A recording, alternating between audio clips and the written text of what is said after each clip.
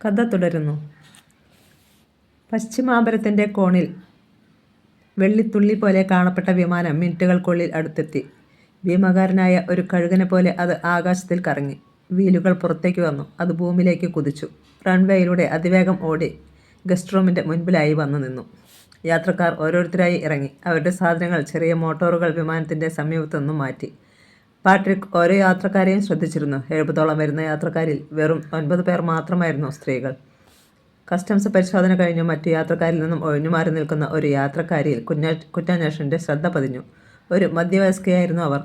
ചെമ്പിച്ച മുടിയിൽ ചാരനിറം കാണാം. മുഖത്ത് ഒരു കൂളിംഗ് ഗ്ലാസ് ഉണ്ട്. അവർ ഒരു വശത്തു നിന്ന് യാത്രക്കാരെ അലസമായി വീക്ഷിക്കുകയാണ്. തോളിൽ തവളയുടെ വയറുപോലെ വീർത്ത ഒരു എയർബാഗുമുണ്ട്.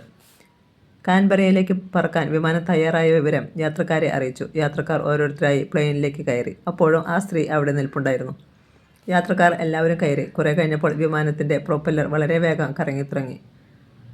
കർണകഠോരമായ ശബ്ദം. ആ സ്ത്രീ വിമാനത്താവളത്തിൽ നിന്നും പുറത്തു കടന്നു.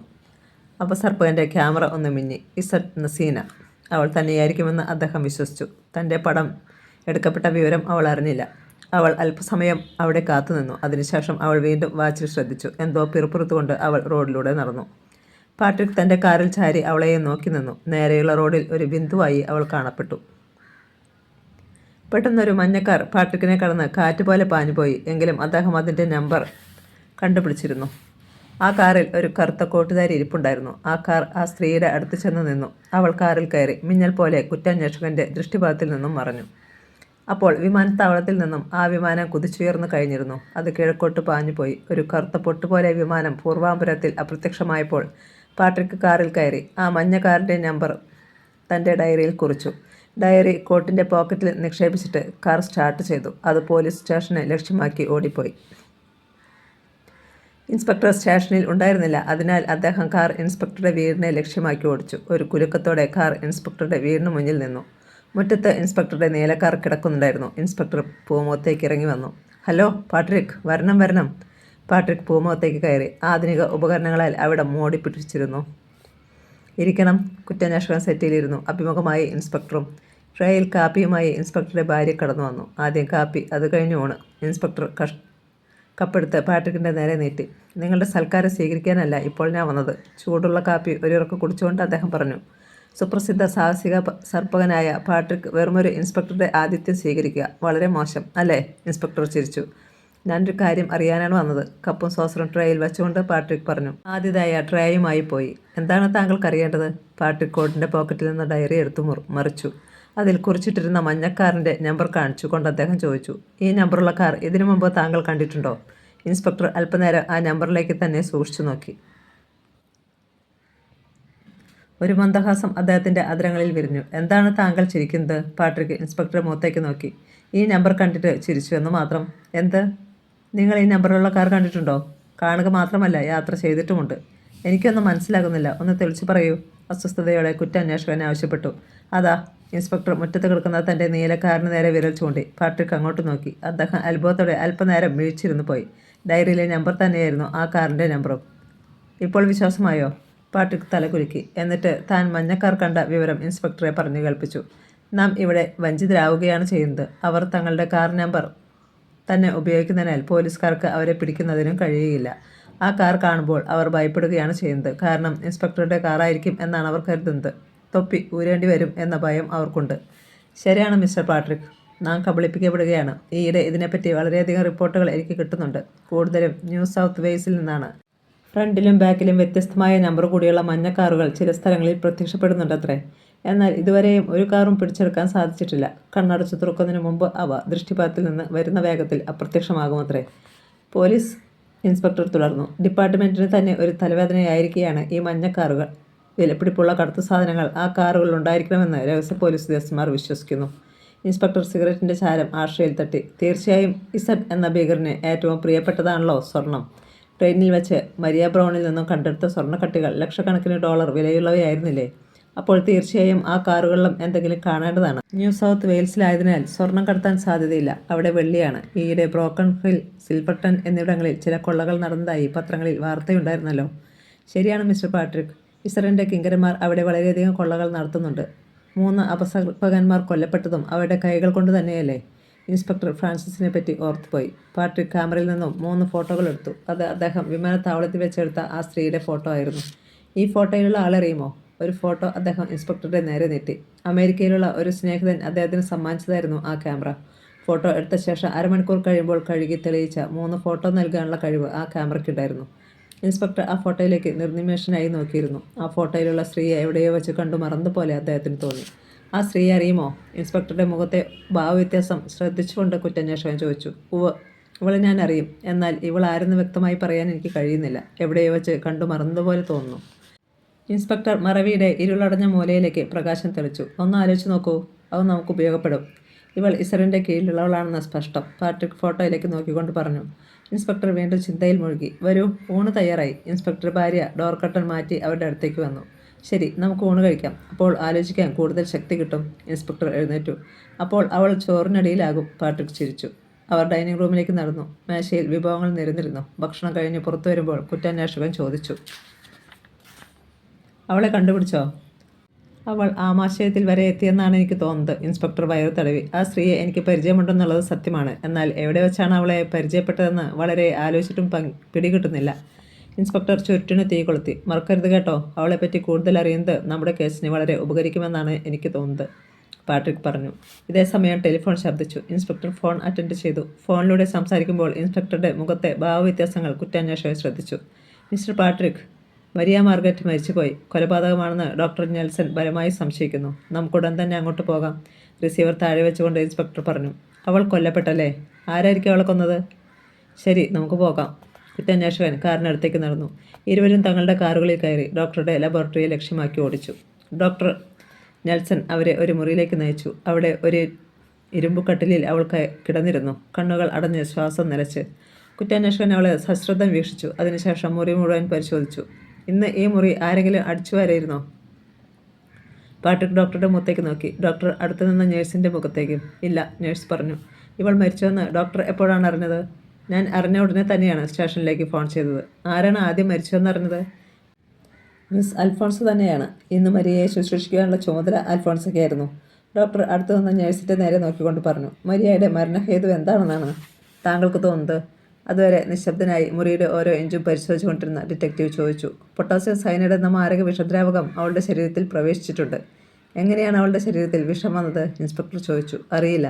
എപ്പോൾ മുതലാണ് മിസ് അൽഫോൺസ മരിയയെ ശുശ്രൂഷിക്കാൻ നിയുക്തയായത്? രാത്രി 12:30 മുതൽ. ഇൻസ്പെക്ടർ അൽഫോൺസിനെ നേരെ നോക്കി. പാവൻ നേഴ്സ്. ഇൻസ്പെക്ടറുടെ ചോദ്യവും നോട്ടവും എല്ലാം കണ്ടപ്പോൾ അവൾ ഭയന്നുപോയി. ഇൻസ്പെക്ടർ, താങ്കൾ മിസ് അൽഫോൺസയെ ഭയപ്പെടുത്താതെ. താങ്കൾ വിചാരിക്കുന്ന പോലെയൊന്നും സംഭവിച്ചിട്ടില്ല. ഡിറ്റക്റ്റീവ് പാട്രിക് ഇൻസ്പെക്ടറുടെ നേരെ നോക്കിക്കൊണ്ട് പറഞ്ഞു. അതിനുശേഷം അദ്ദേഹം അൽഫോൺസയെ നേരെ തിരിഞ്ഞു. ബൗദ്ധി, എൻ്റെ ചോദ്യങ്ങൾക്ക് ശരിയായ ഉത്തരം നൽകുമോ? നൽകാമെന്ന അർത്ഥത്തിൽ അവൾ തലകുലുക്കി. ബൗദ്ധിയുടെ ഡ്യൂട്ടി സമയത്ത് ഇവിടെ സന്ദർശകരായി ആരെങ്കിലും വന്നിരുന്നോ? ഉവ്വ്. അല്പം ആലോചിച്ച ശേഷം അവൾ പറഞ്ഞു. ആരായിരുന്നു? പേര് അയാളെന്തോ ഒരു പേര് പറഞ്ഞായിരുന്നോ? ഞാൻ മറന്നും പോയി. കറുത്ത വസ്ത്രങ്ങൾ ധരിച്ച ഒരു ദീർഘകായനായിരുന്നു. അയാൾ എപ്പോഴാണ് വന്നത്? 6:30 ആയിട്ടുണ്ടായിരുന്നു.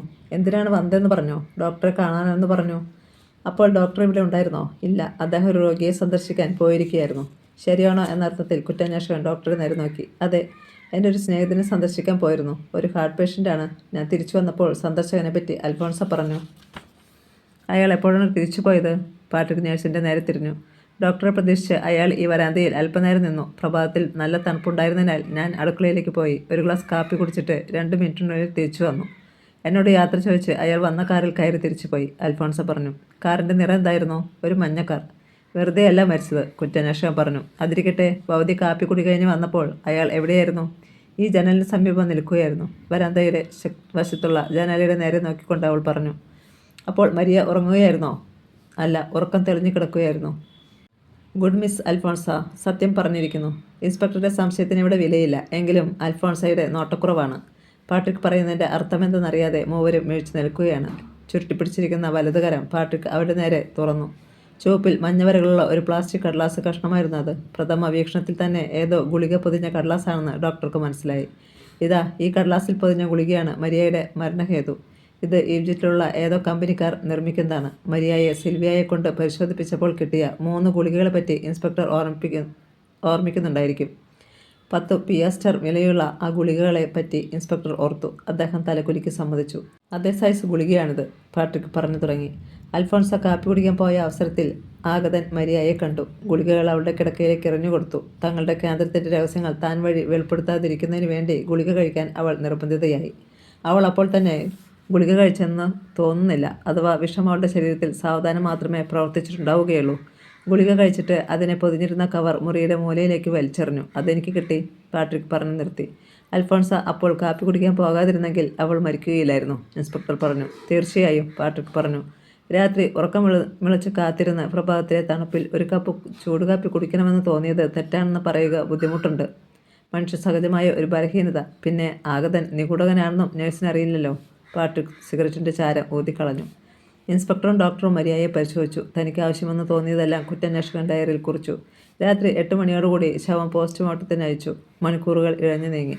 ഡിറ്റക്റ്റീവ് പാട്രിക് തൻ്റെ താമസ സ്ഥലത്തേക്ക് തിരിച്ചു. പാട്രിക് തൻ്റെ കെട്ടിടത്തിന് മുൻപിൽ കാർ നിർത്തി. സുന്ദരിയായ നിശീതിനി ചന്ദ്രിക പുഞ്ചിരിച്ചു നിൽക്കുന്നു. മിന്നി പ്രകാശിക്കുന്ന താരങ്ങളെ കണ്ടപ്പോൾ വെണ്ണിലെ രാജാവിൻ്റെ സഖികൾ തന്നെ കളിയാക്കുകയാണോ എന്ന് പാട്രിക്കിന് തോന്നി. വിസിറ്റിംഗ് റൂമിൽ കയറി ലൈറ്റിട്ടു. സിഗരറ്റും കത്തിച്ചുകൊണ്ട് ബക്കിയെ വിളിച്ചു. പതിഞ്ഞ കാലടികളോടെ അവളെത്തി. അവൾ അദ്ദേഹത്തെ തുറച്ചു നോക്കി. എന്തോ പുതിയ വസ്തു കാണുന്നത് പോലെ പാട്രിക് അവളുടെ ഭാവം കണ്ട് പൊട്ടിച്ചിരിച്ചു. Who are you? കനത്ത ശബ്ദത്തിൽ അവൾ ചോദിച്ചു. പാട്രിക് ചിരി നിർത്തി. അവളിൽ എന്തോ പ്രത്യേകതയുണ്ട്. I am your master. You get out. അവൾ വാതിക്കലേക്ക് കൈ ചൂണ്ടി. അദ്ദേഹം പകച്ചു നിന്നുപോയി. തൻ്റെ വൃത്തിക്ക് എന്ത് സംഭവിച്ചു? ബെക്കിയുടെ ഈ ഭാവമാറ്റം കുറ്റാന്വേഷകനെ അത്ഭുതപ്പെടുത്തി. അവൾക്ക് ഭ്രാന്ത് പിടിച്ചോ? എന്തായിരിക്കും അതിന് കാരണം? അദ്ദേഹം അല്പനേരം നിശബ്ദനായി നിന്നു. പെട്ടെന്ന് ബാങ്ക് മാനേജറുടെ രൂപ അദ്ദേഹത്തിൻ്റെ മനസ്സിൽ തെളിഞ്ഞു വന്നു. മാനേജർ ഹാൽസ്. അയാൾക്ക് സംഭവിച്ച മാറ്റം തന്നെയാണോ ബെക്കിക്ക് സംഭവിച്ചിരിക്കുന്നത്? തുറന്നു കിടക്കുന്ന വാതിലിന് നേരെ കയ്യും ചൂണ്ടി ഒരു പ്രതിമ കണക്കെ ബെക്കി നിൽക്കുകയാണ്. അവളുടെ ഭാവവ്യത്യാസം അവളെ പൂർവാധികം സുന്ദരിയാക്കിയിരിക്കുന്നു. വീനസിൻ്റെ മനോഹരമായ മാർബിൾ പ്രതിമ കണക്കെ. അവളുടെ കവിൾത്തടങ്ങൾ തക്കാളിപ്പഴം പോലെ ചുവന്ന് തുടുത്തിരിക്കുന്നു.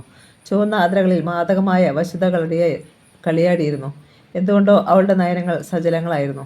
സുന്ദരിയായ ആ അപ്സരസിൻ്റെ ഭാവമാറ്റം കൂടുതൽ ആകർഷകമായി തോന്നിയെങ്കിലും പതിയിരിക്കുന്ന വിഷതർപ്പത്തിൻ്റെ ഫണം അദ്ദേഹം അവളിൽ ദർശിച്ചു. ആ കുട്ടിയുടെ സ്ഥിതിയിൽ കുറ്റാന്വേഷകന് സഹതാപം തോന്നി. Dear girl, what happen you? Patrick വലതുകരം അവളുടെ തോളിൽ വെച്ചു. അവളുടെ മിഴികൾ നിറഞ്ഞൊഴുകുന്നത് അദ്ദേഹം കണ്ടു. മാനസികമായ എന്തോ വേദന അവൾ അനുഭവിക്കുന്നുണ്ടെന്ന് അദ്ദേഹം മനസ്സിലാക്കി. പാവം പെൺകുട്ടി. അദ്ദേഹം അവളുടെ തോളിൽ നിന്നും കൈ പിൻവലിച്ചു. നേരെ ഫോണിനടുത്തേക്ക് നടന്നു. ഡയൽ 2-3 പ്രാവശ്യം കറക്കി റിസീവർ ചെവിയോട് അടുപ്പിച്ചു. ഹലോ, ഡോക്ടർ നെൽസൺ അല്ലേ? ഒന്ന് ഇവിടം വരെ വരണം, അത്യാവശ്യം. ഒരു നേഴ്സ് കൂടി ഉണ്ടായിരിക്കുന്നത് നന്ന്. വേഗം 5 മിനിറ്റിനുള്ളിൽ. Okay, thanks. അദ്ദേഹം റിസീവർ ക്രാഡിൽ വെച്ചു. ബെക്കി, ഡോക്ടർ ഉടൻ തന്നെ വരും. നിനക്ക് എന്താണ് സംഭവിച്ചതെന്ന് അറിയണം. അദ്ദേഹം അവളുടെ അടുത്തേക്ക് നടന്നു. എനിക്കൊന്നും സംഭവിച്ചില്ല. നിങ്ങളാരാണ്? അവൾ ചോദിച്ചു. I am Patrick, your master. Patrick? My master? അവൾ അത്ഭുതത്തോടെ പുറപ്പുറത്തു. Yes, I am. You give me a cup of coffee? Yes sir. Wait a minute. അവൾ ഓടിപ്പോയി. ഒരു കപ്പ് ചൂട് കോഫിയുമായി അവൾ തിരിച്ചെത്തി. കപ്പ് വാങ്ങി ഒരു നിമിഷം അതിലേക്ക് നോക്കി അദ്ദേഹം എന്തോ ആലോചിച്ചു. അതിനുശേഷം ഒറ്റവരിക്ക് കാപ്പി കുടിച്ച് കപ്പ് തിരിച്ചു കൊടുത്തു. ഡോക്ടറും നേഴ്സും കാറിൽ വന്നിറങ്ങി. പാട്രിക് അദ്ദേഹത്തെ വിവരങ്ങൾ ധരിപ്പിച്ചു. അപ്പോൾ ഡോക്ടറുടെ വില്ലുപോലെ വളഞ്ഞ പുരികങ്ങൾ ഉയരുന്നതും വിശാലമായ നെറ്റിയിൽ ചുളിവുകൾ വീഴുന്നതും അദ്ദേഹം ശ്രദ്ധിച്ചു. എന്തോ ആഴത്തിൽ ചിന്തിക്കുന്നത് പോലെ ഡോക്ടർ കാണപ്പെട്ടു. അതേസമയം നേഴ്സ് അൽഫോൺസ ബെക്കിയെ പരിശോധിക്കുകയും എന്തെല്ലാമോ ചോദിക്കുകയും ചെയ്തുകൊണ്ടിരുന്നു. താങ്കളെ അവൾക്ക് തിരിച്ചറിയാൻ സാധിച്ചില്ല അല്ലേ? ഡോക്ടർ പാട്രിക്കിനോട് ചോദിച്ചു. അതെ, അവൾ എന്നെ തിരിച്ചറിഞ്ഞില്ല. അവൾക്ക് സംശയമായിരുന്നു, പാട്രിക് പറഞ്ഞു. എനിക്ക് തോന്നുന്നത് അവളിൽ മാനേജർ ഹാൽസിനുണ്ടായതുപോലെയുള്ള എന്തെങ്കിലും മറവി സംഭവിച്ചിട്ടുണ്ടെന്നാണ്. അതെ, ഇനി താമസിക്കേണ്ട. അവളെ ലബോറട്ടറിയിലേക്ക് കൊണ്ടുപോകാം. ഡോക്ടർ കസേരയിൽ നിന്ന് എഴുന്നേറ്റു. അൽഫോൺസ ബെക്കിയെ കൈക്ക് പിടിച്ച് കാറിനടുത്തേക്ക് നടത്തി. യാതൊരു വിസമ്മതവും പ്രകടിപ്പിക്കാതെ അവൾ കാറിൽ കയറി. വരൂ പാട്രിക്, ഡോക്ടർ കുറ്റാന്വേഷകനെ വിളിച്ചു. ഞാൻ ഉടനെ വന്നേക്കാം. താങ്കൾ പോയിക്കോളൂ. എനിക്ക് ചില പരിശോധനകൾ നടത്തേണ്ടതുണ്ട്, പാട്രിക് പറഞ്ഞു. ഡോക്ടറുടെ കാർ ഒരു ഇരമ്പലോടെ പാഞ്ഞുപോയി. പാട്രിക് ഒരു 5 സെൽ ടോർച്ചും എടുത്തുകൊണ്ട് കെട്ടിടത്തിന് പുറത്തു വന്നു. കെട്ടിടത്തിൻ്റെ മുറ്റത്ത് നിന്നും റോഡിലേക്ക് 50 അടിയോളം ദൂരമുണ്ട്. അവിടെ മുഴുവൻ പൊടിമണ്ണ് നിറഞ്ഞു കിടന്നിരുന്നു.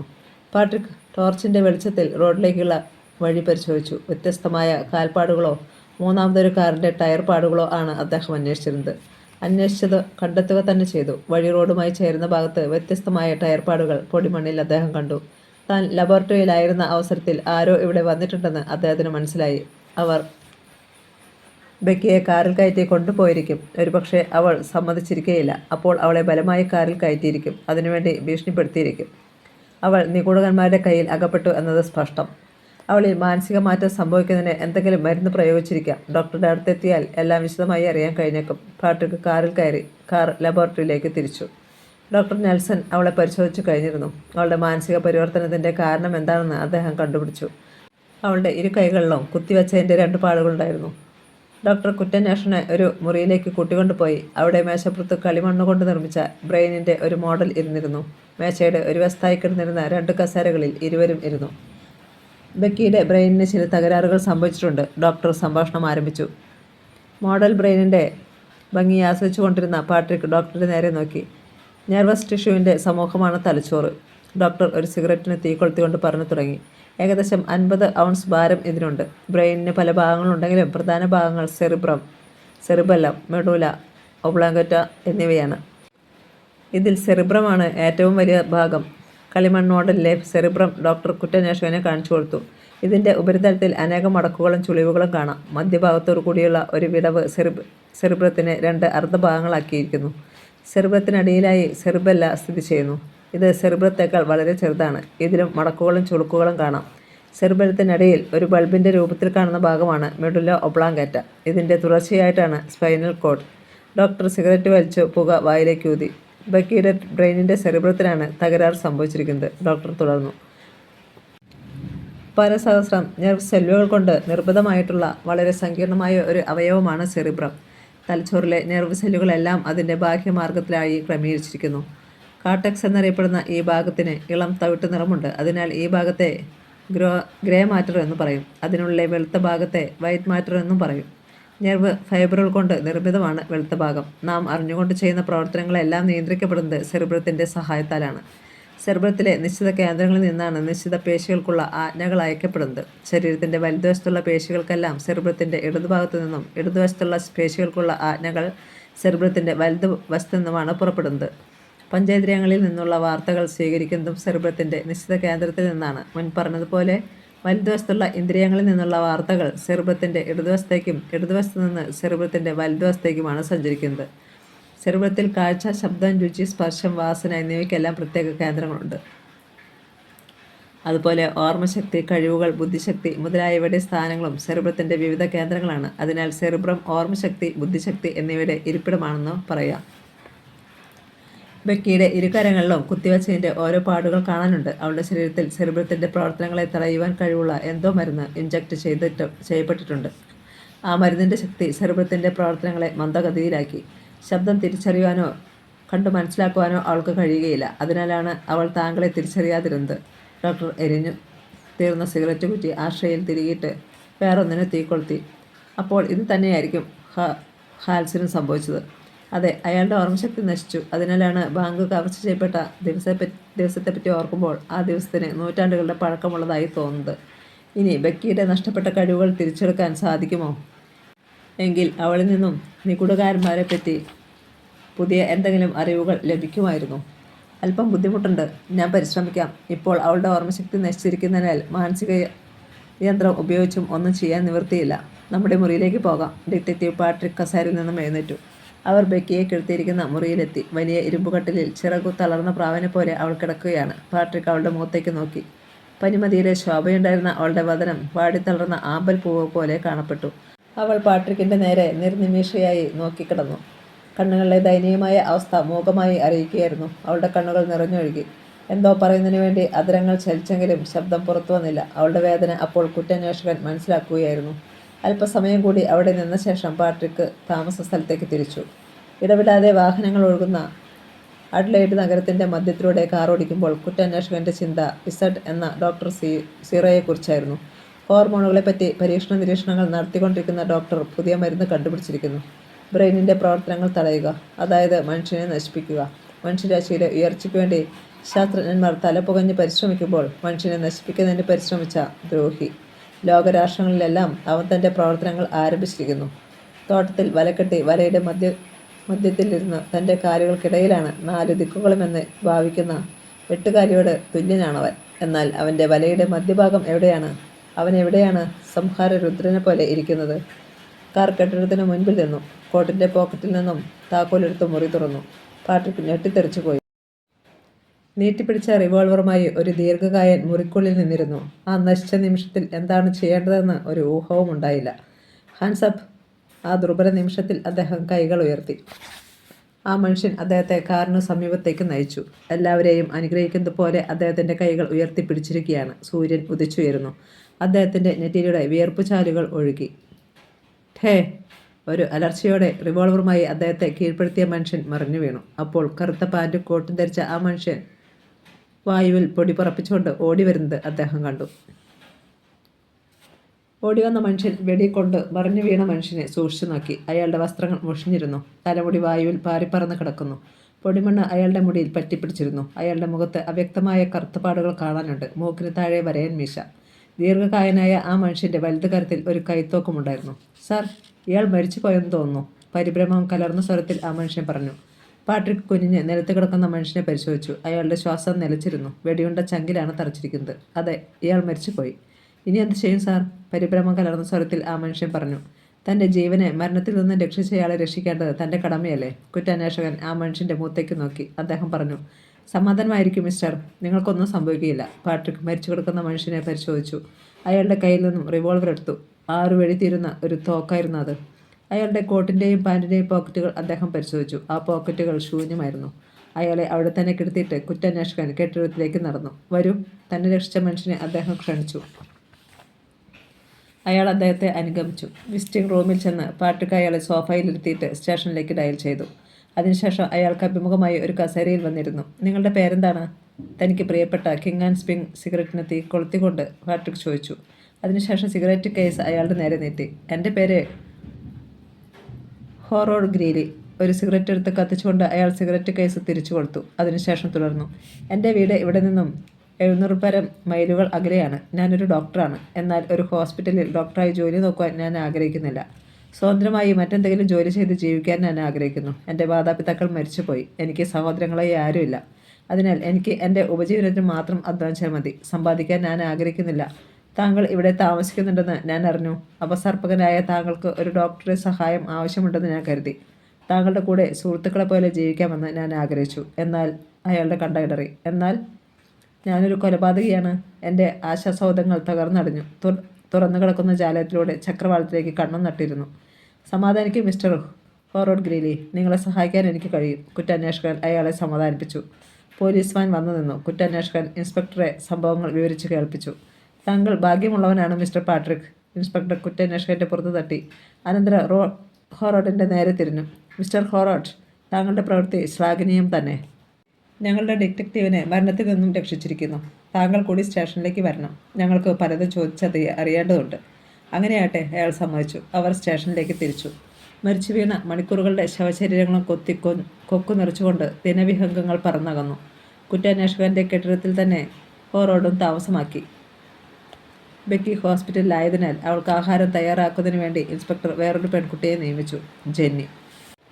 ഡിറ്റക്റ്റീവ് തൻ്റെ പ്രവർത്തന വലയത്തിൽ തന്നെ സർവ്വശ്രദ്ധയും കേന്ദ്രീകരിച്ചിരിക്കുകയാണ്. തൻ്റെ സഹായം ആവശ്യമുള്ളപ്പോൾ ഹോറോഡ് ഗ്രീലി അദ്ദേഹത്തെ സഹായിക്കും. അല്ലാത്തപ്പോൾ അദ്ദേഹം ഹ്യൂമൻ ബോഡിയെ പറ്റിയുള്ള പുസ്തകങ്ങൾ വായിച്ചുകൊണ്ടിരിക്കും.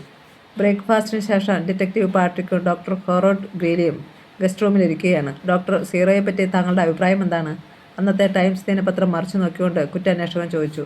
ഭീകരനായ ഒരു ശാസ്ത്രജ്ഞൻ, സിഗരറ്റിൻ്റെ പുക ചുരുളുകളായി ഉയർത്തിക്കൊണ്ട് ഡോക്ടർ ഗ്രീലി പറഞ്ഞു. അയാൾ ഇന്നും ജീവിച്ചിരിപ്പുണ്ടെന്നാണോ താങ്കളുടെ വിശ്വാസം? തീർച്ചയായും അയാൾ ജീവിച്ചിരിക്കുന്നു.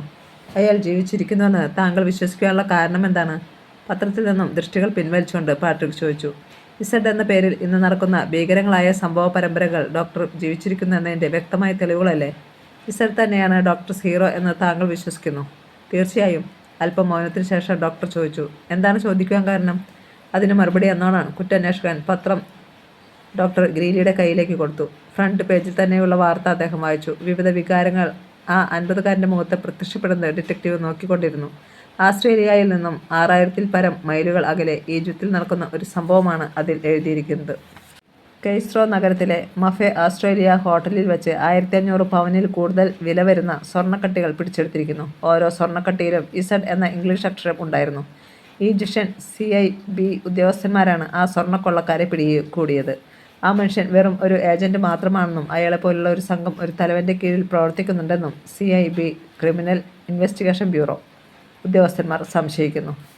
ഈ ഡോക്ടർ സീറോയ്ക്ക് Australia, London, Egypt, Spain, France, Japan എന്നിവിടങ്ങളിൽ ഏജന്റുമാരുണ്ട്. പത്രം ടീപ്പോയിൽ വെച്ചുകൊണ്ട് ഡോക്ടർ ഗ്രീലി പറഞ്ഞു. താങ്കൾ എങ്ങനെ അറിഞ്ഞു? സിഗരറ്റിൻ്റെ ചാരം ആശ്രയിൽ തട്ടിക്കൊണ്ട് കുറ്റാന്വേഷകൻ ചോദിച്ചു. ഈ അവസ്ഥകളിലും ഇസ്രയേലിൻ്റെ പ്രവർത്തനങ്ങളെപ്പറ്റി പത്രങ്ങളിൽ വാർത്തകൾ വന്നിട്ടുണ്ട്. 1965 ആ വിമാനം ഡോക്ടർ നശിപ്പിച്ചതാണെന്ന് താങ്കൾ കരുതുന്നുണ്ടോ? തീർച്ചയായും അത് ഡോക്ടർ സീറോ നശിപ്പിച്ചതാണ്. അതുകൊണ്ട് അയാൾക്കെന്ത് ലാഭമുണ്ട്? പ്രത്യേകിച്ച് ലാഭമുണ്ടെന്ന് പറയാൻ പറ്റുകയില്ല, ഗ്രീലി പറഞ്ഞു. തൻ്റെ പുതിയ കണ്ടുപിടുത്തങ്ങളെപ്പറ്റി ലോകം അറിയരുതെന്ന് അയാൾ ആഗ്രഹിച്ചു കാണും. അയാൾ വിമാനത്തിൽ നിന്നും ചാടി മലമ്പ്രദേശത്ത് വന്നു പതിച്ചപ്പോൾ എന്തെങ്കിലും സംഭവിച്ചു കാണുകയില്ലേ? ഡോക്ടറെ ആപത്തിൽ നിന്ന് രക്ഷിക്കുവാനും പരിചരിക്കുവാനും ആ പർവ്വത പ്രദേശത്ത് ഒരു സംഘം തന്നെ ഉണ്ടായിരുന്നുവെന്ന് ന്യായമായും കരുതാവുന്നതാണ്. മുൻപേ തന്നെ ആലോചിച്ചുറച്ച ഒരു സാഹസിക കൃത്യമായിരുന്നില്ലേ അത്? തീർച്ചയായും. ഡോക്ടർ സീറോയുടെ പ്രവർത്തനം കൂടുതലായും ആസ്ട്രേലിയയിലാവാൻ കാരണമെന്തായിരിക്കും? ഇസ്രയേലിൻ്റെ പ്രിയപ്പെട്ട സ്വർണം വളരെയധികം ഇവിടെ ഉൽപ്പാദിപ്പിക്കുന്നുണ്ട്. പെട്ടെന്ന് മേശപ്പുറത്തിരുന്ന ടെലിഫോൺ ശബ്ദിച്ചു. പാട്രിക് ഫോൺ അറ്റൻഡ് ചെയ്തു. ഹലോ, ആരാണ്? ഞാൻ ഇൻസ്പെക്ടർ, സ്റ്റേഷനിൽ നിന്നും സംസാരിക്കുന്നു. എന്താണ് വിശേഷം? വിശേഷം അല്പം തലവേദന ഉണ്ടാക്കുന്നതാണ്. മരിച്ചുപോയ പ്രൊഫസർ ഫെർണാണ്ടസിൻ്റെ ഏകപുത്രി മിസ് റോസ് കഴിഞ്ഞ രാത്രി അപ്രത്യക്ഷയായിരിക്കുന്നു. ഉടൻ തന്നെ സ്റ്റേഷനിലേക്ക് വരണം. നമുക്കിരുവർക്കും ഒന്നിച്ച് അവളുടെ ബംഗ്ലാവിലേക്ക് പോകാം. യെസ്. പാട്രിക് റിസീവർ താഴെ വെച്ചു. അദ്ദേഹത്തിൻ്റെ നെറ്റിയിൽ വിയർപ്പ് പൊടിഞ്ഞിരുന്നു. ഒരു സംഭവം കഴിഞ്ഞാൽ അടുത്തത്. കൊലമേൽ കൊല. കൊന്നുകൂട്ടിയ കൊടുംപാതകനായ ഡോക്ടർ സീറോ തൻ്റെ സംഹാരതാണ്ഡവം അവിരാമം തുടരുകയാണ്. യാതൊരു മനുഷ്യനും അറിവില്ലാത്ത നിഗൂഢമായ ഏതോ ലോകത്തിൽ ഇരുന്നുകൊണ്ട് തൻ്റെ യമകിങ്കരന്മാർക്ക് അയാൾ സിഗ്നലുകൾ അയക്കുകയാണ്. അതനുസരിച്ച് ഞെട്ടിപ്പിക്കുന്ന ഓരോ സംഭവങ്ങൾ നടക്കുകയാണ്. ഇപ്പോൾ ഇതാ ഒരു യുവതി അന്തർധാനം ചെയ്തിരിക്കുന്നു. ഇസഡ് എന്ന ഭീകരൻ്റെ ചുവന്ന കൈപ്പത്തിയല്ലേ അതിൻ്റെ പിന്നിൽ പ്രവർത്തിക്കുന്നത്? കർച്ചീഫ് കൊണ്ട് പാട്രിക് വിയർപ്പ് തുടച്ചു. ഞാൻ പോകുന്നു മിസ്റ്റർ ഹൊറാഡ്. പാട്രിക് ഗാരേജിലേക്ക് നടന്നു. ഡോക്ടർ ഹൊറാഡ് തൻ്റെ വായന മുറിയിലേക്കും. തൻ്റെ തിളങ്ങുന്ന കാർ പാട്രിക് ഗാരേജിൽ നിന്ന് പുറത്തിറക്കി. വഴിയിലെ പൊടി പറപ്പിച്ചുകൊണ്ട് കാർ റോഡിലേക്ക് പ്രവേശിച്ചു. അദ്ദേഹം ആക്സിലേറ്ററിൽ കാലമർത്തി ചവിട്ടി. കാർ ഒരു ഇരമ്പലോടെ പോലീസ് സ്റ്റേഷനെ ലക്ഷ്യമാക്കി പാഞ്ഞു. കാർ സ്റ്റേഷൻ മുമ്പിൽ നിന്നു. ഉടൻ തന്നെ ഇൻസ്പെക്ടറും വന്നു. അദ്ദേഹം കാറിൽ കയറി. കാർ റോസിൻ്റെ ബംഗ്ലാവിനെ ലക്ഷ്യമാക്കി പാഞ്ഞു. മെയിൻ റോഡിൻ്റെ വലതുവശത്തുള്ള 115 നമ്പർ കെട്ടിടത്തിന് മുൻപിൽ കാർ നിന്നു. കുറ്റാന്വേഷകനും ഇൻസ്പെക്ടറും കാറിൽ നിന്നിറങ്ങി. മനോഹരമായ ഒരു ബംഗ്ലാവ്. ആ ബംഗ്ലാവും പരിസരവും ശ്മശാന നിശബ്ദതയിലേക്ക് ആണ്ടുകിടക്കുന്നു. നിരയായി വളർന്നു നിൽക്കുന്ന പൂച്ചെടികളാൽ അലങ്കൃതമായ മുറ്റത്തേക്ക് പ്രവേശിച്ചപ്പോഴേക്കും ദുഃഖം കുടിയിരിക്കുന്ന വദനത്തോടു കൂടിയ ഒരു വേലക്കാരൻ കെട്ടിടത്തിൽ നിന്നും ഇറങ്ങി വന്നു. അയാൾ അവരെ കെട്ടിടത്തിലേക്ക് നയിച്ചു. ഗസ്റ്റ് റൂമിലേക്ക് പ്രവേശിച്ച പാട്രിക്കിന് താൻ ഒരു ശവപ്പറമ്പിൽ നിൽക്കുന്ന പ്രതീതിയാണ് അനുഭവപ്പെട്ടത്. അദ്ദേഹം ചുറ്റും ഒന്ന് അവലോകനം ചെയ്തു. നിതാന്ത നിശബ്ദത അവിടെ കുടിയേറി പാർത്തിരുന്നു. ഫാൻ പ്രവർത്തിക്കുന്നില്ല. റേഡിയോ ശബ്ദിക്കുന്നില്ല. വിരഹദുഃഖം അനുഭവിക്കുന്ന ആ മുറിയുടെ ഹൃദയത്തുടിപ്പ് പോലെ ക്ലോക്കിലെ ടിക് ടിക് ശബ്ദം നിശബ്ദതയെ വ്യഞ്ജിച്ചുകൊണ്ടിരിക്കുന്നു. നിങ്ങൾ ഒരാൾ മാത്രമാണോ ഇവിടെയുള്ളത്? പാട്രിക് വേലക്കാരനോട് ചോദിച്ചു. അല്ല, 2 പേർ കൂടിയുണ്ട്. ഞാൻ വിളിച്ചുകൊണ്ടുവരാം. അയാൾ മുറിക്ക് പുറത്തേക്ക് ഓടി. അല്പം കഴിഞ്ഞപ്പോൾ അയാളുടെ കൂടെ ഒരു പുരുഷനും സ്ത്രീയും വാതിൽക്കൽ പ്രത്യക്ഷപ്പെട്ടു. അവരോട് അകത്തേക്ക് വരാൻ അദ്ദേഹം ആംഗ്യം കാണിച്ചു. അവർ മടിച്ച് മുറിക്കകത്ത് കയറി. ഇൻസ്പെക്ടർ കടലാസും പെൻസിലും എടുത്ത് അവരുടെ സംഭാഷണം കുറിച്ചെടുക്കാൻ തയ്യാറായി. നിങ്ങൾ 3 പേർ മാത്രമേ ഉള്ളൂ ഈ കെട്ടിടത്തിൽ? സെറ്റിയിലിരുന്നു കൊണ്ട് കുറ്റാന്വേഷകൻ ചോദിച്ചു. അതെ, ഇന്നലെ വരെ കൊച്ചമ്മയും ഉണ്ടായിരുന്നു. ഇന്ന് അവരെ കണ്ടില്ല, ഒരുവൻ പറഞ്ഞു. മിസ് റോസ് അന്തർധാനം ചെയ്ത വിവരം ആദ്യം അറിഞ്ഞത് ആരാണ്? ഞാനാണ്, ആ സ്ത്രീ പറഞ്ഞു. എപ്പോഴാണ് നിങ്ങൾ വിവരം അറിഞ്ഞത്? കൊച്ചമ്മയ്ക്ക് ബെഡ് കോഫിയുമായി ഞാൻ ചെന്നപ്പോഴും ബെഡ്റൂമിൽ കൊച്ചമ്മയില്ലായിരുന്നു. വാതിൽ തുറന്ന് കിടക്കുന്നു. എന്നിട്ട് നിങ്ങൾ എന്തുകൊണ്ട് അപ്പോൾ തന്നെ സ്റ്റേഷനിൽ അറിയിച്ചില്ല? കൊച്ചമ്മ ബാത്റൂമിൽ പോയിരിക്കാമെന്ന് കരുതി. ഞാൻ അല്പനേരം അവിടെ നിന്നു. 15 മിനിറ്റ് കഴിഞ്ഞിട്ടും കൊച്ചമ്മ വന്നില്ല. അപ്പോൾ എനിക്ക് സംശയമായി. പുറത്ത് വല്ലയിടത്തും പോയിരിക്കുമെന്ന് കരുതി. എന്നാൽ കാർ ഷെഡിൽ തന്നെ കിടപ്പുണ്ടായിരുന്നു. ഞാൻ വിവരം ഇവരെ അറിയിച്ചു. പരിഭ്രാന്തരായ ഞങ്ങൾ കെട്ടിടത്തിലും വെളിയിലും കൊച്ചമ്മയെ അന്വേഷിച്ചു. ഞങ്ങളുടെ അന്വേഷണം വിഫലമായതേയുള്ളൂ. അപ്പോഴാണ് ഞങ്ങൾ സ്റ്റേഷനിലേക്ക് അറിയിച്ചത്. നിങ്ങൾ രാത്രിയിൽ ഇവിടെ തന്നെയാണോ താമസിക്കുന്നത്? അതെ. നിങ്ങൾ താമസിക്കുന്ന മുറികൾ എവിടെയാണ്? കുശിനിയുടെ അടുത്ത 2 മുറികളിലാണ് ഞങ്ങൾ താമസിക്കുന്നത്. മിസ് റോസ് എപ്പോഴാണ് സാധാരണയായി ഉറങ്ങാറുള്ളത്? ഏകദേശം 11 മണി വരെ കൊച്ചമ്മ വായിച്ചുകൊണ്ടിരിക്കും. അതിനുശേഷം ഉറങ്ങും. ഇന്നലെ അവസാനമായി റോസിനെ കണ്ടത് ആരാണ്? ഞാൻ, ആ സ്ത്രീ പറഞ്ഞു. നിങ്ങൾ എന്തിനാണ് അവരുടെ മുറിയിൽ പോയത്? കൊച്ചമ്മ അത്താഴത്തിന് ശേഷം പതിവായി ഒരു ഗ്ലാസ് പാലും കുടിക്കുമായിരുന്നു. ഞാൻ പാലുമായി പോയതാണ്. അപ്പോൾ സമയം എന്തായി കാണും? ഉദ്ദേശം രാത്രി 10:15. നിങ്ങൾ ചെല്ലുമ്പോൾ റോസ് എന്ത് ചെയ്യുകയായിരുന്നു? വായന മുറിയിലിരുന്ന് എന്തോ വായിക്കുകയായിരുന്നു. ഒരു പുതിയ പുസ്തകമായിരുന്നു അത്. നിങ്ങൾ എപ്പോഴാണ് ഉറങ്ങിയത്? 10:30 രാത്രിയിൽ എന്തെങ്കിലും ശബ്ദങ്ങൾ കേട്ടതായി ഓർക്കുന്നുണ്ടോ? ഇല്ല. ആരും ഒന്നും കേട്ടില്ലേ? ഇല്ല. പകൽ നല്ല ജോലിയുള്ളത് കൊണ്ട് രാത്രി തളർന്നുറങ്ങിപ്പോകും. ഞങ്ങളെ റോസിൻ്റെ മുറിയൊന്ന് കാണിച്ചു തരൂ. കുറ്റാന്വേഷകൻ കസേരയിൽ നിന്നും എഴുന്നേറ്റു. ആ സംഭാഷണം ഷോർട്ട് ഹാൻഡിൽ കുറിച്ചെടുത്ത കടലാസ് ഇൻസ്പെക്ടർ മടക്കി പോക്കറ്റിൽ നിക്ഷേപിച്ചു. വേലക്കാരിൽ ഒരുവൻ അവരെ കോണിപ്പടിയിലൂടെ മുകളിലേക്ക് നയിച്ചു. മുകളിലെ വരാന്തയിലൂടെ 3 മുറികൾ പിന്നിട്ട് 4ാമത്തെ മുറിയുടെ മുൻപിൽ അയാൾ നിന്നു. ഇതാണ് കൊച്ചമ്മയുടെ വായനമുറി. അടുത്തത് ബെഡ്റൂം. ഈ മുറികളിൽ നിങ്ങളാരെങ്കിലും ഇന്ന് പ്രവേശിച്ചിട്ടുണ്ടോ? മുറിയിലേക്ക് കാലെടുത്ത് വെച്ചുകൊണ്ട് കുറ്റാന്വേഷകൻ ചോദിച്ചു. ബഡ് കോഫിയുമായി വന്നപ്പോൾ ബെഡ്റൂമിൽ വേലക്കാരി മാത്രം പ്രവേശിച്ചിട്ടുണ്ട്. കൊച്ചമ്മ അവിടെ ഇല്ലെന്ന് മനസ്സിലായപ്പോൾ അവൾ വേഗം അവിടെ നിന്നും പോന്നു. കൊച്ചമ്മയുടെ മുറികളിൽ ഞങ്ങളാരും അനുവാദമില്ലാതെ കയറാറില്ല, വേലക്കാരൻ പറഞ്ഞു. ശരി, നിങ്ങൾ പോയിക്കോളൂ. ആവശ്യമുള്ളപ്പോൾ വിളിക്കാം. അയാൾ കോണിപ്പടി ഇറങ്ങി താഴേക്ക് പോയി. ഡിറ്റക്റ്റീവ് പാട്രിക് ആ മുറി മുഴുവനും ഒരു അവലോകനം നടത്തി. മുറിയുടെ മധ്യത്തിലായി ഒരു മേശയും 2 കസേരകളും കിടന്നിരുന്നു. മിസ് റോസ് ഒരു വലിയ വായനക്കാരിയാണെന്ന് പ്രഖ്യാപിച്ചുകൊണ്ട് ഭിത്തിയോട് ചേർന്നിരിക്കുന്ന ഒരു ഷെൽഫ് നിറയെ പുസ്തകങ്ങൾ. കുറ്റാന്വേഷകന് ആവശ്യമായ യാതൊന്നും ആ മുറിയിൽ ഇല്ലാതിരുന്നതിനാൽ അവർ ബെഡ്റൂമിലേക്ക് പ്രവേശിക്കാൻ തീരുമാനിച്ചു. ഒരു സ്ത്രീയുടെ ബെഡ്റൂമിൽ, പ്രത്യേകിച്ച് ഒരു യുവതിയുടെ ഉറക്കറയിൽ, വിചാരിക്കാത്ത പലതും കണ്ടെന്നു വരാം എന്ന വിചാരത്തോടുകൂടി ഡിറ്റക്റ്റീവ് ആ റൂമിലേക്ക് കയറി. മുറിയിലെ ബൾബ് അപ്പോഴും പ്രകാശിച്ചിരുന്നത് കണ്ട് അദ്ദേഹം അത്ഭുതപ്പെട്ടു. അതാ നോക്കൂ. പാട്രിക് മുറിയുടെ ഒരു മൂലയിലേക്ക് കൈ ചൂണ്ടി. ഇൻസ്പെക്ടർ ആകാംക്ഷയോടെ ആ ഭാഗത്തേക്ക് നോക്കി. ആ മുറിയുടെ മൂലയിൽ കുറ്റാന്വേഷകൻ കൈച്ചൂണ്ടിയ ഭാഗത്ത് ഒരു മുത്തുമാലയുടെ 2-3 മുത്തുകൾ കിടന്നിരുന്നു. അവർ മുറി മുഴുവൻ തിരഞ്ഞു. വളരെയധികം മുത്തുകൾ മുറിയിൽ ചിതറിക്കിടന്നിരുന്നു. ഇതിൽ നിന്നും താങ്കൾക്ക് എന്ത് തോന്നുന്നു? 2-3 മുത്തുകൾ കൈവളയിൽ എടുത്ത് തിരുമ്മിക്കൊണ്ട് പാട്രിക് ചോദിച്ചു. ഒരു മൽപ്പിടുത്തം നടന്നതിൻ്റെ ലക്ഷണമുണ്ട്, ഇൻസ്പെക്ടർ പറഞ്ഞു. അതെ, ഒരു മൽപ്പിടുത്തം നടന്നിട്ടുണ്ട്. അങ്ങോട്ട് നോക്കൂ. അദ്ദേഹം ബെഡിലേക്ക് കൈ ചൂണ്ടി. ആ സ്പ്രിംഗ് ബെഡിൽ ചുളിവുകളുണ്ടായിരുന്നു. ബെഡിനടുത്തായി സിൽക്ക് വസ്ത്രത്തിൻ്റെ ഒരു കഷ്ണം കിടക്കുന്നത് കുറ്റാന്വേഷകൻ്റെ ശ്രദ്ധയിൽപ്പെട്ടു. കൂടാതെ ബെഡിൽ ഒരു പുതിയ ഡിറ്റക്റ്റീവ് നോവലും കിടന്നിരുന്നു. അരമണിക്കൂർ സമയത്തെ അന്വേഷണത്തിന് ശേഷം അവർ മുറിയിൽ നിന്നും പുറത്തിറങ്ങി. പാട്രിക് പരിചാരികയെ വിളിച്ചു. അവൾ ഭയഭക്തി ബഹുമാനങ്ങളോടെ അടുത്തെത്തി.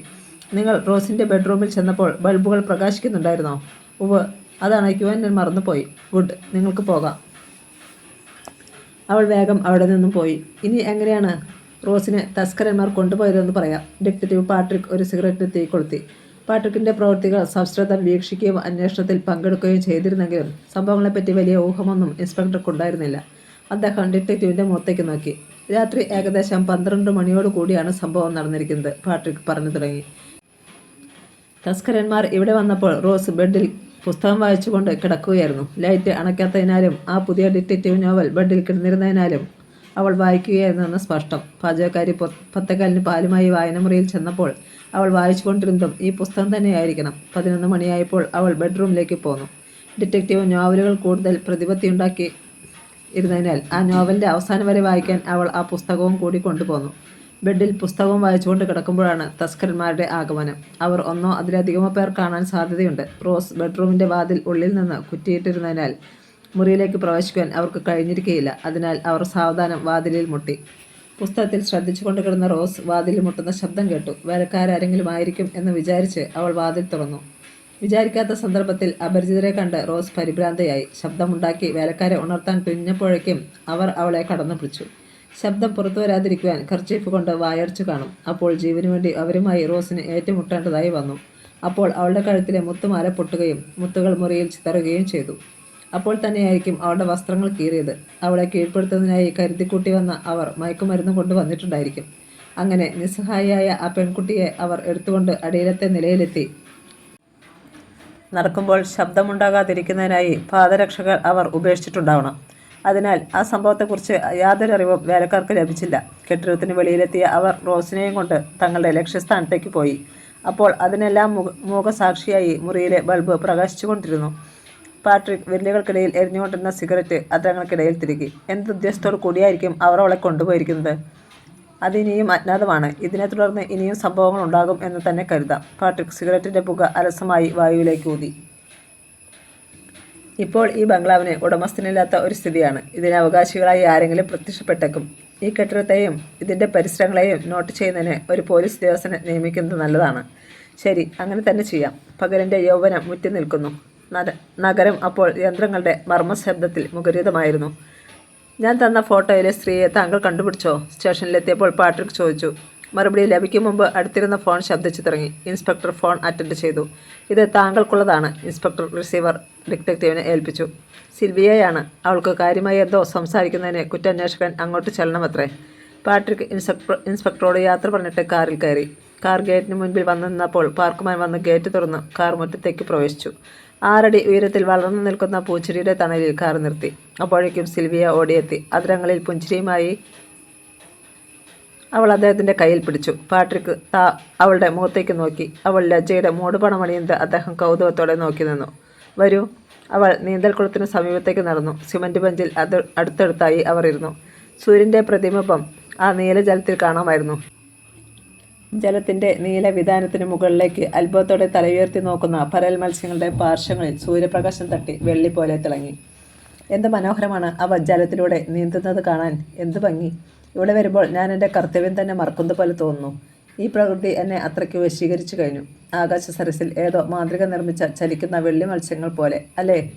പാട്രിക് സിൽവിയയുടെ മുഖത്തേക്ക് നോക്കി. അവൾ ഊറിച്ചിരിച്ചു. അവളുടെ കവിതയൂർന്ന നയനങ്ങളിലും മാർദ്ദവമേറിയ കുഴിക്കവിളുകളിലും അദ്ദേഹം കൗതുകത്തോടെ നോക്കിയിരുന്നു. എന്താ അപസർപ്പകൻ കവിയുമാവുകയാണോ? അവൾ ചിരിച്ചുകൊണ്ട് ചോദിച്ചു. അതെ, ഞാനൊരു കവിയായിരുന്നെങ്കിൽ എങ്കിൽ ഈ കുളത്തിൻ്റെ നടുവിൽ ഞാനൊരു പെൺകുട്ടിയുടെ മാർബിൾ പ്രതിമ സങ്കല്പത്തിൽ നിർമ്മിക്കും. പൂർണ്ണേന്ദു വരും തോഴികളാകുന്ന താരകളും ആകാശഗംഗയിൽ നീരാടാനിറങ്ങുന്ന രാവിൽ ഞാൻ ഈ ബെഞ്ചിൽ വന്നിരുന്ന് എൻ്റെ സൃഷ്ടിയുടെ സൗന്ദര്യത്തെപ്പറ്റി ഒരു മഹാകാവ്യം തന്നെ രചിക്കും. ഉഗ്രൻ ഭാവന. അവൾ ചിരിച്ചു. അപ്സരസുകളെയും ഭാവനയിൽ ധ്യാനിച്ചു കൊണ്ടിരിക്കുമ്പോൾ ഈ യുള്ളവളെ വല്ലപ്പോഴും ഓർക്കുമോ? എങ്കിൽ അപ്സര കന്യകയായി സിൽവിയയെ തന്നെ ധ്യാനിക്കാം. പാട്രിക് അവളുടെ നേരെ നോക്കി.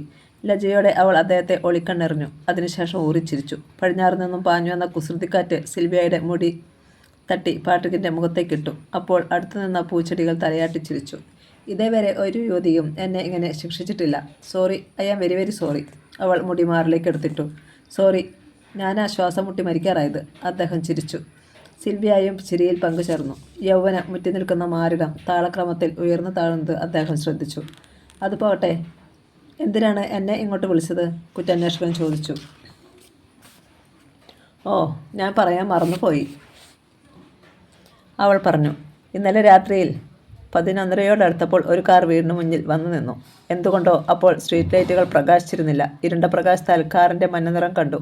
ഞാൻ അത്താഴം കഴിഞ്ഞ് മുകളിലത്തെ വരാന്തയിൽ നിൽക്കുമ്പോഴാണ് ലൈറ്റുകൾ തെളിക്കാതെ ആ കാർ വന്നു നിന്നത്. കാറിൽ നിന്നും 2 കറുത്ത വസ്ത്രധാരികൾ ഇറങ്ങുന്നതും ഞാൻ കണ്ടു. അപ്പോഴേക്കും പാർക്കുമാൻ ടോർച്ചുമായി ഗേറ്റിനടുത്തേക്ക് പാഞ്ഞു ചെന്നു. പെട്ടെന്ന് ആ മനുഷ്യർ കാറിൽ കയറി ഓടിച്ചുപോയി. അവൾ കുളത്തിലെ മത്സ്യങ്ങളെയും നോക്കി നിന്നു. മിസ് സിൽവിയയ്ക്ക് ഭാഗ്യമുണ്ട്. അതെന്താ? ഭവതിക്ക് പകരം മിസ് റോസാണ് അപ്രത്യക്ഷയായിരിക്കുന്നത്. കുറ്റാന്വേഷകൻ റോസിൻ്റെ അന്തർധാനത്തെപ്പറ്റി പറഞ്ഞു. മിസ് സിൽവിയ ഇനിയും സൂക്ഷിക്കേണ്ടിയിരിക്കുന്നു. ഇസഡിൻ്റെ കിങ്കരന്മാർ നിഴൽ പോലെ നമ്മെ പിന്തുടരുന്നുണ്ട്. അന്തിക്കതിരവൻ്റെ പൊൻകിരണങ്ങൾ സിൽവിയയുടെ കവിൾത്തടങ്ങളിൽ കുങ്കുമം പൂശി. ഈയിടെ ഞാനൊരു റിവോൾവർ കൂടി കരുതിയിട്ടുണ്ട്. എന്തോ ആലോചിച്ചുകൊണ്ട് അവൾ പറഞ്ഞു. ലേഡി ജെയിംസ് ബോണ്ട് ആവാനായിരിക്കും ഭാവം. ഇനി ഞങ്ങളൊക്കെ സൂക്ഷിക്കണമല്ലോ. പാട്രിക് ചിരിച്ചു. പിന്നെ സിൽവിയയും ചിരിയിൽ പങ്കുചേർന്നു. മിനിറ്റുകൾ മണിക്കൂറുകളായി മാറിക്കൊണ്ടിരുന്നു. ഫോട്ടോയിലെ സ്ത്രീയെ കണ്ടുപിടിച്ചോ? സ്റ്റേഷനിലെത്തിയപ്പോൾ ഡിറ്റക്റ്റീവ് പാട്രിക് ഇൻസ്പെക്ടറോട് ചോദിച്ചു. ഉവ്വ്, ഞാൻ ഓർക്കുന്നു, അദ്ദേഹം പറഞ്ഞു. അവൾ ആരാണ്? ഡിറ്റക്റ്റീവ് ആകാംക്ഷയോട് ചോദിച്ചു. മിസ്സസ് ഡോഗ്ലാസ്, ഇൻസ്പെക്ടർ മറുപടി പറഞ്ഞു. താങ്കൾ അവളെ പരിചയപ്പെട്ടത് എങ്ങനെയാണ്? അവൾ ഇവിടുത്തെ വീനസ് ക്ലബിൻ്റെ പ്രസിഡൻ്റാണ്. അപ്പോൾ സാമൂഹ്യ പ്രവർത്തകയാണല്ലേ? അതെ. അവളായിരിക്കില്ലേ ഇസഡ് നസീന? അത് നമുക്ക് അന്വേഷിക്കേണ്ടിയിരിക്കുന്നു. അവളുടെ ഭർത്താവിന് എന്താണ് ജോലി? മിസ്റ്റർ ഡോഗ്ലാസ് ഒരു തീരാ രോഗിയാണ്. എന്താണ് അസുഖം? അതെനിക്കറിയില്ല. അതിനെപ്പറ്റി അന്വേഷിക്കേണ്ട സാഹചര്യവും ഉണ്ടായിട്ടില്ല. മിസ്സിസ് ഡോഗ്ലാസിനെ ഏതെങ്കിലും വിധത്തിൽ താങ്കൾ സംശയിക്കുന്നുണ്ടോ? ഇതുവരെ സംശയം ഉണ്ടായിട്ടില്ല. അതിനാൽ ഇനി സംശയിക്കാൻ പാടില്ലെന്നുമില്ല. നാം വിശ്വസ്തരായി കരുതുന്നവരായിരിക്കാം ചിലപ്പോൾ നമ്മുടെ ശത്രുക്കൾ. അതിനാൽ നാമുമായി അടുത്ത ബന്ധമുള്ളവരെ പോലും സംശയ ദൃഷ്ടിയോടുകൂടി വേണം വീക്ഷിക്കാൻ. അതിരിക്കട്ടെ, മിസ്സസ് ഡോഗ്ലാസ് എവിടെയാണ് താമസിക്കുന്നത്? ഓ, ഞാനറിയും, കുറ്റാന്വേഷകൻ അല്പനേരം ആലോചിച്ചിരുന്ന ശേഷം പറഞ്ഞു. ബെക്കിയുടെ വിവരങ്ങളൊന്നും കിട്ടിയില്ലല്ലോ? ഇല്ല. താങ്കൾ ഡോക്ടർ നെൽസനൊന്ന് ഡയൽ ചെയ്ത് നോക്കൂ. ഇൻസ്പെക്ടർ അടുത്തേക്ക് നടന്നു. ഫോണിലൂടെ എന്തോ സംസാരിച്ച ശേഷം അദ്ദേഹം തിരിച്ചു വന്നു. ഡോക്ടർ നെൽസൺ അല്പം മുമ്പ് പുറത്തേക്ക് പോയെന്ന് അൽഫോൺസയാണ് മറുപടി പറഞ്ഞത്. പകലോൻ പശ്ചിമാപരക്കോണിൽ മരിച്ചു വീണപ്പോൾ രത്നചകിതമായ ഒരു ശവപ്പെട്ടി പോലെ ആകാശം കാണപ്പെട്ടു. അതിൻ്റെ മധ്യത്തിൽ ഒരു ദ്വാരം പോലെ ചന്ദ്രനും. ഒരു കാർ സ്റ്റേഷൻ പടിക്കൽ വന്നു നിന്നു. അതിൽ നിന്ന് ഡോക്ടർ നെൽസൺ ഇറങ്ങി. ഞങ്ങൾ താങ്കളെ അന്വേഷിച്ചിരിക്കുകയായിരുന്നു. ഹോസ്പിറ്റലിലേക്ക് ഡയൽ ചെയ്തപ്പോൾ താങ്കൾ പുറത്തുപോയെന്നോ നേഴ്സിൽ നിന്നും അറിഞ്ഞു. ഇൻസ്പെക്ടർ ഡോക്ടർക്ക് ഹസ്താനം നൽകിക്കൊണ്ട് പറഞ്ഞു. ഞാൻ ഹോസ്പിറ്റലിൽ നിന്ന് നേരെ ഇങ്ങോട്ട് പോന്നു. ആ അവസരത്തിലായിരിക്കും നിങ്ങൾ ഡയൽ ചെയ്തത്. ബെക്കിയെ പറ്റി ഇന്ന് യാതൊരു അറിവും കിട്ടിയില്ലല്ലോ. ബെക്കിയുടെ അബോധാവസ്ഥയ്ക്ക് മാറ്റം വന്നുകൊണ്ടിരിക്കുകയാണ്. ഒരാഴ്ച കൊണ്ട് പൂർണ്ണമായും സുഖപ്പെടുമെന്ന് വിശ്വസിക്കാമോ? തീർച്ചയായും. പിന്നെ എന്തൊക്കെയുണ്ട് വിശേഷങ്ങൾ? ഒരു ഭീകരവിശേഷം കൂടിയുണ്ട്. എന്താണത്? ഡിറ്റക്റ്റീവ് ആകാംക്ഷയോട് ചോദിച്ചു. ചില മഞ്ഞക്കാറുകൾ ലബോറട്ടറിയുടെ മുന്നിലൂടെ പാഞ്ഞു പോകുന്നുണ്ട്. എന്ത്? ഇൻസ്പെക്ടറുടെ മുഖത്തേക്ക് ഡിറ്റക്റ്റീവ് ഉദ്യോഗത്തോടെ നോക്കി. അവരുടെ ലക്ഷ്യം ബെക്കിയാണെന്ന് ഞാൻ കരുതുന്നു. താങ്കൾ അങ്ങനെ കരുതാൻ കാരണം? ഇന്ന് രാവിലെ 6:30 ഞാൻ ബെക്കിയെ പരിശോധിക്കുകയായിരുന്നു. അപ്പോൾ അവൾ തികച്ചും സ്വബോധാവസ്ഥയിലായിരുന്നു. ഞാൻ അവളുടെ ടെമ്പറേച്ചർ അളക്കുന്ന അവസരത്തിൽ പുറത്തൊരു കാർ നിൽക്കുന്ന ശബ്ദം കേട്ടു. ഞാൻ ഉടനെ മുറിയുടെ വെളിയിൽ വന്നു. ഗേറ്റിന് പുറത്ത് റോഡ് സൈഡിൽ ഒരു കാർ വന്നു നിന്നിരുന്നു. ഒരു കറുത്ത കോട്ട് ധാരി അതിൽ നിന്നും ഇറങ്ങാൻ തുടങ്ങുകയായിരുന്നു. എന്നെ കണ്ടതോടുകൂടി വെളിയിലേക്ക് വെച്ച കാൽ അയാൾ ഉള്ളിലേക്ക് വലിച്ചു. ഡോർ വലിച്ചടിച്ച് അയാൾ വേഗത്തിൽ കാർ ഓടിച്ചു പോയി. എൻ്റെ ചോദ്യത്തിനുത്തരം ഇനിയുമായിട്ടില്ല. ദിവസങ്ങൾക്ക് മുമ്പ് മരിയ മാർഗരറ്റ് വിഷഗുളിക കഴിച്ച് ആത്മഹത്യ ചെയ്ത് നിഗൂഢനായ ഒരുവൻ്റെ പ്രേരണ കൊണ്ടാണെന്ന് താങ്കൾ വിശ്വസിക്കുന്നില്ലേ? ഡോക്ടർ നെൽസൺ ഇൻസ്പെക്ടറുടെ നേരെ നോക്കി. ഉവ്വ്. ആ നിഗൂഢകൻ വന്നതും 6:30-ക്കായിരുന്നല്ലോ. ആ സമയത്ത് ലബോറട്ടറി പരിസരങ്ങളിൽ ചില നഴ്സുമാരല്ലാതെ ആരും ഉണ്ടായിരിക്കുകയില്ല. അതിനാൽ ആരും തന്നെ നിഗൂഢകനെ ശ്രദ്ധിക്കുകയില്ല. ബെക്കിയുടെ അബോധാവസ്ഥ മാറ്റിയാൽ ഇസറിൻ്റെ നിഗൂഢങ്ങളായ ചില രഹസ്യങ്ങളിലേക്ക് അവൾ വെളിച്ചം വീശും. അതിനാൽ അവളെ നശിപ്പിക്കുന്നത് അവരുടെ മുന്നോട്ടുള്ള പ്രവർത്തനങ്ങൾക്ക് സഹായകമായിരിക്കും. ആ കാറിലെ യാത്രക്കാരൻ ബെക്കിയെ നശിപ്പിക്കുന്നതിനായിട്ട് മാത്രമാണ് വന്നിട്ടുള്ളത്. അയാളുടെ യാത്രയ്ക്ക് മറ്റൊരു ഉദ്ദേശമുണ്ടെന്നും ഞാൻ വിശ്വസിക്കുന്നില്ല. വിരലുകൾക്കിടയിൽ ഇരുന്ന് പുകഞ്ഞുകൊണ്ടിരുന്ന സിഗരറ്റ് അദ്ദേഹം അതിരങ്ങളിൽ തിരുകി. ഞാൻ വിശ്വസിക്കുന്നു. വീണ്ടും ആ കാർ വന്നിരുന്നോ? ഉവ്വ്. 12 ആവാൻ 5 മിനിറ്റുള്ളപ്പോൾ ഹോസ്പിറ്റലിൽ നിന്ന് ലബോറട്ടറിയിലേക്ക് പോന്നു. അതേസമയം മഞ്ഞക്കാർ അവിടെ പാഞ്ഞു വന്നു. എന്നെ കണ്ടതുകൊണ്ടോ എന്തോ കാർ വിട്ടുപോയി. എന്നെ കാണുവാനായി എപ്പോഴെങ്കിലും ബെക്കി ആഗ്രഹം പ്രകടിപ്പിച്ചിട്ടുണ്ടോ? പാട്രിക് ചോദിച്ചു. ഇന്നുച്ചയ്ക്ക് അവൾ താങ്കളെ അന്വേഷിച്ചായിരുന്നു. ശരി, നമുക്ക് അങ്ങോട്ട് പോകാം. ഡിറ്റക്റ്റീവ് പാട്രിക് എഴുന്നേറ്റു. മിസ്സിസ് ഡോഗ്ലാസുമായുള്ള സന്ദർശനം നാളത്തേക്ക് മാറ്റിവെക്കാം. അദ്ദേഹം ഇൻസ്പെക്ടറെ നേരെ നോക്കി. ഡോക്ടർ നെൽസണും ഡിറ്റക്റ്റീവ് പാട്രിക്കും കാറിൽ കയറി. Good night. ലാബോറട്ടറി കെട്ടിടത്തിൻ്റെ വിശാലമായ പോർട്ടിക്കോയിൽ അവർ എത്തി. അവളോട് എന്തെങ്കിലും ചോദിച്ചാൽ ഉത്തരം കിട്ടുമോ? ബെക്കിയെ കിടത്തിയിരിക്കുന്ന മുറിയിലേക്ക് നടക്കുമ്പോൾ പാട്രിക് ചോദിച്ചു. പ്രതീക്ഷിക്കാം, ഡോക്ടർ മറുപടിയേകി. ബെഡിൽ ബെക്കി നീണ്ടു നിവർന്ന് കിടക്കുകയായിരുന്നു. അവൾ ഉണർന്ന് കിടക്കുകയായിരുന്നു. മുഖത്തെ വിളർച്ച മാറി ഒരു പ്രകാശം അവിടെ തത്തിക്കളിക്കുന്നുണ്ട്. പാട്രിക്കിനെ കണ്ടപ്പോൾ അവളുടെ മുഖം സന്തോഷം കൊണ്ട് വികസിച്ചു. അതിരങ്ങളിൽ മനോഹരമായ പുഞ്ചിരി വിടർന്നു. പാട്രിക് അവളുടെ മുഖത്ത് തന്നെ കണ്ണുകൾ തറപ്പിച്ചിരിക്കുകയാണ്. ബെക്കി, അദ്ദേഹം വിളിച്ചു. അസുഖം മാറിയോ? എനിക്ക് കുട്ടിയിൽ നിന്നും ചിലതൊക്കെ അറിയേണ്ടതുണ്ട്. പറയാമോ? അദ്ദേഹം ബെഡിനോട് ചേർന്ന് ഒരു കസേരയിലിരുന്നു. അന്നത്തെ സംഭവങ്ങളെല്ലാം ഓർക്കുന്നോ? എന്നത്തെ എന്ന അർത്ഥത്തിൽ അവൾ അദ്ദേഹത്തിൻ്റെ മുഖത്തേക്ക് നോക്കി. ഒരു ദിവസം ഞാനില്ലാതിരുന്ന സന്ദർഭത്തിൽ രാത്രി 1 മണിയായപ്പോൾ ഒരു കാർ വന്നു റോഡിൽ നിന്നതായി കുട്ടി പറഞ്ഞില്ലേ? അതിൻ്റെ പിറ്റേ ദിവസം നടന്ന സംഭവങ്ങൾ, അതായത് കുട്ടി ഇവിടേക്ക് വന്ന ദിവസത്തെ സംഭവങ്ങൾ, അദ്ദേഹം വിശദീകരിച്ചു. അവൾ എന്തോ ആലോചിക്കുന്ന പോലെ കാണപ്പെട്ടു.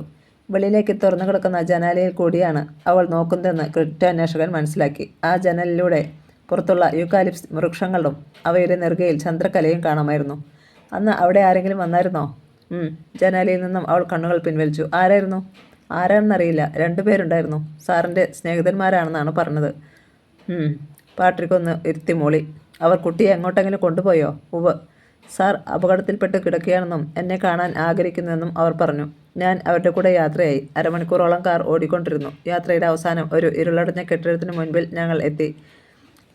ബാക്കി അവൾ ആലോചിക്കുന്നത് പോലെ കാണപ്പെട്ടു. എന്നിട്ട്? അദ്ദേഹം ആകാംക്ഷയോട് ചോദിച്ചു. അവർ എന്നെ ഒരു മുറിയിലേക്ക് നയിച്ചു. കൂടുതൽ പ്രകാശം കടക്കാത്ത ആ ഇടനാഴിയിലൂടെ നടക്കാൻ ഞാൻ മടിച്ചു. അപ്പോൾ എത്രയും വേഗത്തിൽ സാറിൻ്റെ അടുത്ത് എത്തണമെന്ന് അവർ പറഞ്ഞു. ഞാൻ അവരെ അനുഗമിച്ചു. ബെക്കിയുടെ അതിരങ്ങൾ വരണ്ടു. നാവ് കൊണ്ട് അവൾ ചുണ്ട് നനച്ചു. മാറിടം ക്രമാതീതമായി ഉയർന്നു താണുകൊണ്ടിരുന്നു. ഡോക്ടർ അടുത്തു നിന്ന നേഴ്സിൻ്റെ നേരെ നോക്കി. നേഴ്സ് അൽഫോൺസ ഗ്ലൂക്കോസ് വെള്ളത്തിൽ കലക്കി അവൾക്ക് കൊടുത്തു. അല്പസമയത്തേക്ക് പാട്രിക് ഒന്നും ചോദിച്ചില്ല. അവളുടെ മാറിടങ്ങളുടെ സ്പന്ദനം സാധാരണഗതിയിലായി. ആ കെട്ടിടത്തെപ്പറ്റി ഒരു വിവരണം തരാൻ കഴിയുമോ? സിഗരറ്റ് കേസിൽ നിന്നും ഒരു സിഗരറ്റ് എടുത്തുകൊണ്ട് പാട്രിക് ചോദിച്ചു. അതൊരു പഴയ രീതിയിലുള്ള കെട്ടിടമാണ്. മഞ്ഞും മഴയുമേറ്റ് അതിൻ്റെ പുറത്തെ ചുമരുകൾ കറുത്തിരുന്നു. ഉള്ളിലുള്ള മുറികൾ സാമാന്യം വൃത്തിയുള്ളതും വെള്ളയടിച്ചതുമാണ്. ആസ്ബറ്റോസ് ഷീറ്റ് കൊണ്ടാണ് അത് മേഞ്ഞിരുന്നത്. കെട്ടിടത്തിന് ചുറ്റും 6 അടിയിൽ കൂടുതൽ ഉയരമുള്ള മതിലുണ്ട്. പായൽ പിടിച്ചും കാട്ടുചെടികൾ മുളച്ചും അത് ഭംഗികേടായി കിടക്കുന്നു. ഭിത്തിയോട് ചേർന്ന് പൈൻ മരങ്ങളും യുക്കാലിപ്സ് മരങ്ങളും വളർന്നു നിൽക്കുന്നുണ്ട്. മതിലിൽ ഉള്ളിലേക്കുള്ള ഏക മാർഗമായി ഒരു വലിയ ഗേറ്റുണ്ട്. വലിയ ഒരു ഇരുമ്പ് ഷീറ്റ് കൊണ്ടാണത് ഉണ്ടാക്കിയിരിക്കുന്നത്. പഴക്കം ചെന്ന അതിൻ്റെ വിജാഗിരികൾ തുരുമ്പ് പിടിച്ചിട്ടുണ്ട്. പ്രഥമ വീക്ഷണത്തിൽ തന്നെ അതൊരു ആൾ താമസമില്ലാത്ത വീടാണെന്ന് തോന്നും. അവൾ ഉമിനീരുകൊണ്ട് അതിരങ്ങൾ നനച്ചു.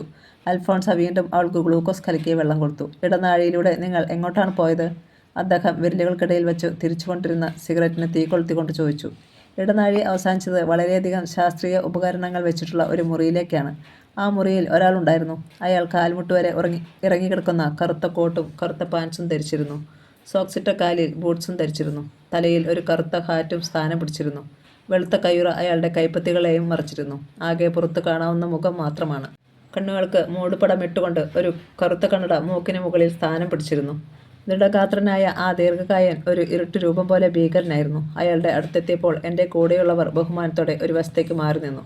എൻ്റെ നേരെ നോക്കി അയാൾ മന്ദഹസിച്ചു. അയാൾ ചിരിക്കുന്നത് കണ്ടാൽ കരയുകയാണെന്ന് തോന്നും.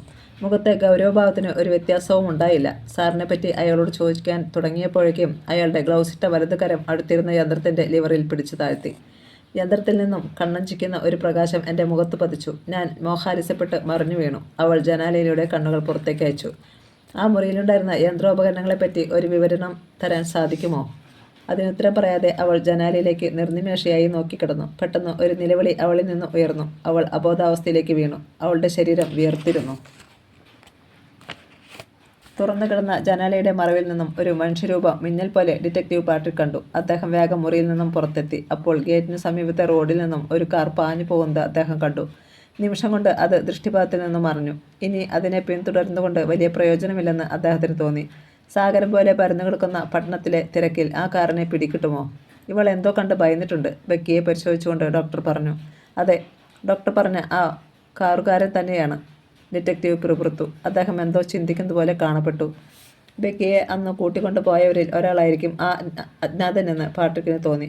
പുറത്തെ നിലാവെളിച്ചത്തിൽ അവൾ അയാളുടെ മുഖം വ്യക്തമായി കാണുകയും അയാളെ തിരിച്ചറിയുകയും ചെയ്തിരിക്കും.